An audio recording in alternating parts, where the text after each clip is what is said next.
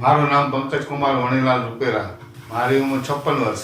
મને જમણા પગની પાનીમાંથી કમર સુધી એકદમ સતત દુખાવો રહેતો હતો અને ઝણઝણાટી પણ ચાલુ રહેતી હતી અને સતત આપણે 5 મિનિટ પણ ઊભા ના રહી શકીએ એવી પોઝિશન હતી. દુખાવો મને લગભગ 5 મહિનાથી હતો. એ દુખાવાના કારણે સીડીઓ ચડી નથી શકાતી અને રાત્રે પથારીમાં સૂતા હોય તો બાથરૂમ જોવા પણ નહોતું જઈ શકાતું અને વોશરૂમમાં પણ નહોતું જઈ શકાતું અને ટોયલેટ કરવા પણ બેસી શકાતું નહોતું.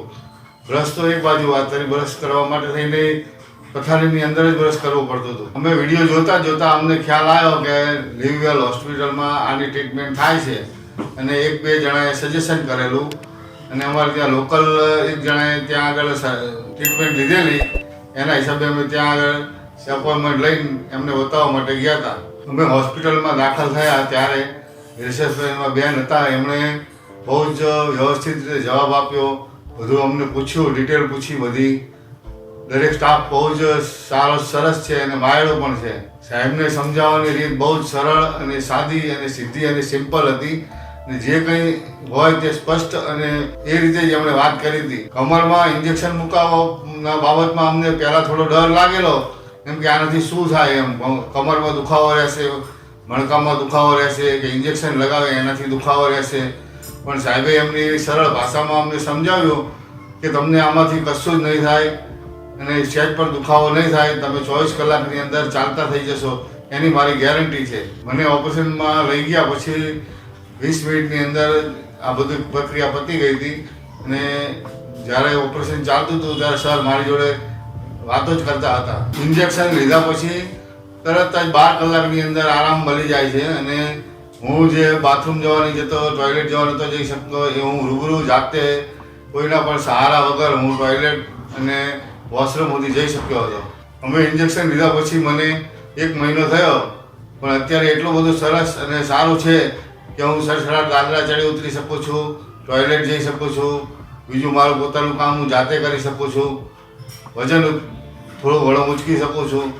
ઇન્જેક્શનની સારવાર પછી ડૉક્ટર હિતેશ સાહેબે મને એક્સરસાઇઝની સલાહ આપી હતી. એમના સ્ટાફમાંથી ડૉક્ટર ફોરમબેન મારે ત્યાં એક્સરસાઇઝ કરવા માટે આવે છે અને તે ખૂબ જ સરસ રીતે એક્સરસાઇઝ કરાવે છે અને એમનો સ્વભાવ માયાળો છે, સ્વભાવ ખૂબ જ સારો છે. ફિઝિયોથેરાપી કરાયા પછી શરીરમાં એકદમ નોર્મલ અને એકદમ રિલેક્સ થઈ જાય છે શરીર અને ખૂબ જ સરસ રહે છે એનાથી. ઇન્જેક્શનની પ્રોસિજરમાં કોઈ પણ જાતની તકલીફ પડતી નથી. 15-20 મિનિટની અંદર તો આપણે કમ્પ્લીટ સારા થઈને બહાર આવીએ છીએ અને ત્યાંનો સ્ટાફ અને બધું જ બહુ જ માયાળો છે.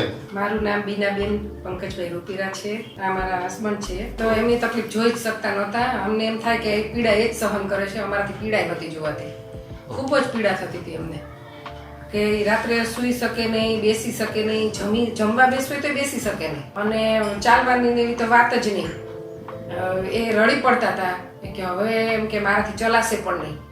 પણ અમે આ લીવવેલના વિડીયો જોયા એટલે અમને એવું થયું અને થોડીક અમે જો એ બધાએ ટ્રીટમેન્ટ કરાવી હોય એ બધાની થોડી સલાહ લીધી અને કે હિતેશભાઈનું કામ બહુ સરસ છે એટલે પછી અમે એ બધાની સલાહથી અમે ત્યાં એપોઇન્ટમેન્ટ લીધી અને ત્યાં આગળ ટ્રીટમેન્ટ કરાવવા અમે તૈયાર થઈ ગયા. ઇન્જેક્શનની સારવાર માટે અમે તૈયાર થયા અને ત્યાં આગળ અમે ગયા તો ત્યાંનો સ્ટાફ એટલો સરસ હતો. ભલે એ તો ત્યાં ઓપરેશનમાં અને એમાં ટ્રીટમેન્ટ માટે હતા પણ ત્યાંના સ્ટાફનો સપોર્ટ બહુ જ સારો હતો અને સ્ટાફ ખૂબ જ સરસ છે, એટલો સારો છે ને અને બધાનો સ્વભાવ એટલો માયાળો ને બહુ સરસ સ્વભાવ છે. અને ફોરમબેનનો સ્વભાવ બહુ સરસ છે. એક્સરસાઇઝ એટલી સરસ કરાવે છે ને કે બસ બહુ સરસ એક્સરસાઇઝ કરાવે છે. એમ થાય કે 15 દિવસના મહિનો કરાવી અમે એવું એટલી સરસ એક્સરસાઇઝ કરાવે છે. અરે અમે બીજી વખત ખાલી બતાવવા જવાનું કીધું. બતાવવા ગયા ત્યારે અમને એવું થતું હતું કે અમે જ્યારે એમને લઈને આવ્યા ત્યારે લીપ આગળ નીચે ઊભા રહી શકતા નહોતા, બેસી શકતા નહોતા, ત્યાં સૂઈ જવું પડે એવી હાલત એમની હતી.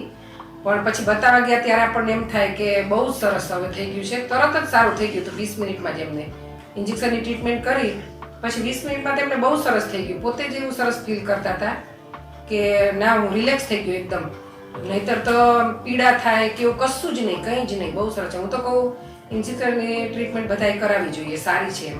ત્યાં થોડું આપણને એમ થયું હતું પણ ડૉક્ટર એટલી સરસ રીતે સમજાયા હતા ને એમ કે ઓપરેશન કરાવવું ને ખોલાવવું એના કરતાં ટ્રીટમેન્ટ શું સારી એમ કે સારી એમ એટલે એમ કે આ જ કરાવાય. પછી એવું લાગે તો ક્યાં નથી આપણે ઓપરેશન એમ કે ઓપરેશન અમે તો ઓપરેશન કરવા માટે થઈને હા, ગયા અમે હતા. તો- સાહેબે અમને સલાહ આપી કે તમારા કરાવવાની જરૂર હા, નથી. હા. આનાથી મટી જશે. અમે ઓપરેશનમાં રેડી થઈને જ ગયા હતા, પણ ડોક્ટર કે શું કામ કરાવવું પડે ઓપરેશન? ખોલવાની કઈ જરૂર જ નથી.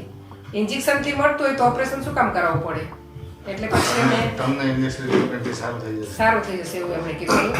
રિપોર્ટ એમને જોયા ને અમારા MRI ના ને એના, એટલે કે ના આનાથી ઇન્જેક્શન થી સરસ થઈ જ જશે. અને ખરેખર સરસ થઈ ગયું છે, ખૂબ જ સરસ થઈ ગયું છે. આમના જેવી તકલીફ હોય તો હું એવું કહેવા માંગીશ કે પહેલા આ ઇન્જેક્શનની ટ્રીટમેન્ટ ખાસ કરાવી લેવી જોઈએ. હું તો મેં ડૉક્ટરને એવું જ કીધું કે ઉપર જઈને ભગવાનને જોઈ શક્યા એવું તો ખબર નથી, પણ નીચે ડૉક્ટરને જોયા ને પછી એમ થાય કે ખરેખર આ જ ભગવાન છે.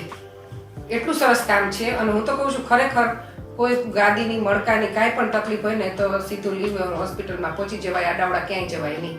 મારા જેવી જો કોઈને તકલીફ હોય તો એમને ચોક્કસ એમ કહીશ કે તમે લીવવેલ હોસ્પિટલમાં પહોંચી જાઓ અને ત્યાં આગળ તમને વ્યવસ્થિત અને સારો જવાબ મળશે અને ટ્રીટમેન્ટ પણ સારી મળશે. નાવ આઈ એમ લીવવેલ.